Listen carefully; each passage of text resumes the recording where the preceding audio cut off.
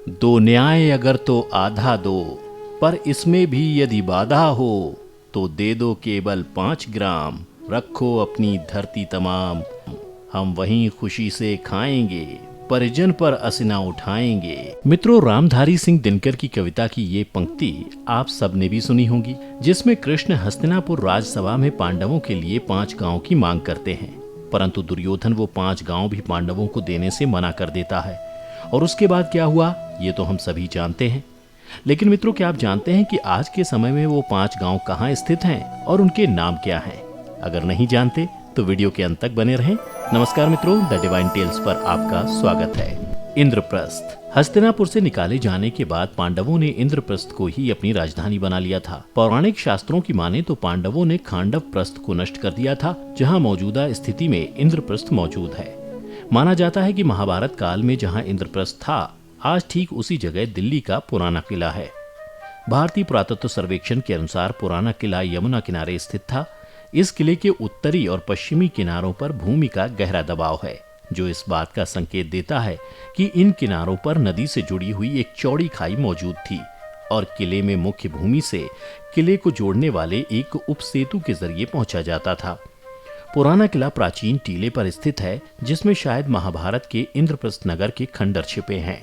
यहाँ 3 बार खुदाई कराई गई, जिसमें टेराकोटा खिलौने और भूरे रंग के चित्रित मिट्टी के मिले टुकड़ों से बर्तनों के बारे में पता चला, जिन पर काले रंग में साधारण चित्रण किए गए थे। ऐसे बर्तन महाभारत की कहानी से संबंध अनेक स्थलों पर पहले भी पाए गए थे और इनका काल 1000 ईसा पूर्व निर्धारित किया गया था। इनके यहाँ से प्राप्त होने से महाभारत के प्रसिद्ध पांडवों की राजधानी इंद्रप्रस्थ का पुराने किले के स्थल पर होने पर पक्की मोहर लग जाती है। व्याघ्रप्रस्थ। महाभारत काल के व्याघ्रप्रस्थ को आज के समय में बागपत के नाम से जाना जाता है। व्याघ्र का अर्थ है बाघ का निवास। कहा जाता है कि यहाँ सैकड़ों साल पहले बाघ पाए जाते थे। मुगल काल से ही व्याघ्रप्रस्थ से इसका नाम बागपत हो गया था। बागपत वह जगह है जहाँ कौरवों ने रोगन घर यानी लक्षागृह बनाकर पांडवों को जलाने की कोशिश की थी। भारतीय पुरातत्व विभाग को यहाँ जमीन के नीचे 4000 साल पुराने पवित्र कक्ष, शाही ताबूत, दाल चावल से भरे मटके, तलवारें, औजार, मुकुट और इंसानों के साथ दफनाई गई जानवरों की हड्डियां मिली थी। स्वर्णप्रस्थ। स्वर्णप्रस्थ का तात्पर्य सोने के शहर से है। महाभारत का स्वर्णप्रस्थ आज सोनीपत के नाम से जाना जाता है। समय के साथ महाभारत का स्वर्णप्रस्थ सोनप्रस्थ बना और फिर सोनीपत कहलाया। आज ये हरियाणा का एक प्रसिद्ध शहर है। इसके अन्य छोटे शहरों में गोहाना, गन्नौर, मुंडलाना, खरखोदा और राई है। पांडुप्रस्थ। महाभारत काल के आज के पानीपत को पांडुप्रस्थ कहा जाता है। पानीपत नई दिल्ली से 90 किलोमीटर उत्तर में है। बता दें, इसी पानीपत के पास कुरुक्षेत्र है, जहां महाभारत युद्ध हुआ था। कुरुक्षेत्र हरियाणा राज्य का एक प्रमुख जिला और तीर्थ स्थल है। इसका शहरी इलाका एक अन्य ऐतिहासिक स्थल थानेसर से मिला हुआ है। यही नहीं, इसी कुरुक्षेत्र में ज्योतिसर नामक स्थान पर भगवान कृष्ण ने अर्जुन को गीता का उपदेश दिया था। कुरुक्षेत्र में महाभारत युद्ध की निशानियां 5500 साल बाद भी मौजूद हैं। कहा जाता है कि कुरुक्षेत्र का विस्तार 48 कोस में था। यह क्षेत्र आज के हरियाणा और पश्चिमी उत्तर प्रदेश के कुछ जिलों तक फैला हुआ है। महाभारत के साक्ष्य कहीं धरती के नीचे दबे हुए हैं तो कहीं उत्खनन में उजागर हुए हैं।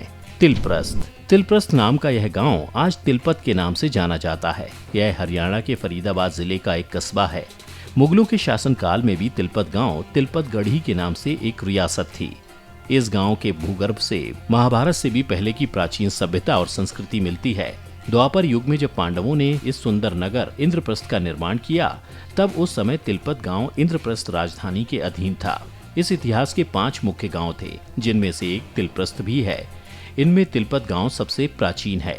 इसके अलावा मित्रों, आपको बता दें, महाभारत में सबसे ज्यादा महत्व अगर किसी जगह को दिया गया है तो वो है हस्तिनापुर। हस्तिनापुर कौरवों का राज्य हुआ करता था और महाभारत कथा हस्तिनापुर के आसपास ही घूमती है। ये तो आप सभी जानते होंगे कि हस्तिनापुर के लिए ही महाभारत का युद्ध हुआ था। ये जगह अभी मेरठ शहर में बसी हुई है। मेरठ शहर में स्थित हस्तिनापुर कुरुवंश की राजधानी थी। इस स्थान ने हर तरह की गौरवशाली दिनों को देखा और मनाया है। आज यह भारत के प्रमुख तीर्थ स्थलों में से एक है। यह स्थान एक पौराणिक स्थान है जो बहुत पहले उजड़ गया था। कहते हैं कि पांडवों की 7वीं पीढ़ी जब यहाँ पर राज कर रही थी, तब उनका राज्य काफी सीमित हो गया था। तब गंगा नदी में अचानक भयंकर बाढ़ आई और पूरे शहर को बहा कर ले गई। हस्तिनापुर में महाभारत का बहुत भव्य इतिहास छुपा हुआ है जो उसकी महानता को दर्शाता है। तो मित्रों, आपने देखा कि महाभारत काल के गांवों की आज के समय में क्या स्थिति है और वहां महाभारत युद्ध के अवशेष के रूप में क्या क्या मिला। बता दें, ऐसी और भी कई गांव हैं जिनकी स्थितियों में परिवर्तन आया है। अगर आप उनके बारे में भी जानना चाहते हैं तो कमेंट करके जरूर बताएं। आज की इस वीडियो में बस इतना ही। हम उम्मीद करते हैं कि हमारी वीडियो के जरिए आपको आपके कई सवालों के जवाब मिल गए होंगे। अगर ये वीडियो पसंद आई हो तो इसे लाइक और शेयर जरूर कीजिएगा। अगर आपने अभी तक हमारे चैनल को सब्सक्राइब नहीं किया है तो जरूर करिए। इसके साथ ही मुझे दें इजाजत। और हाँ, इस वीडियो को अंत तक देखने के लिए आपका बहुत बहुत शुक्रिया।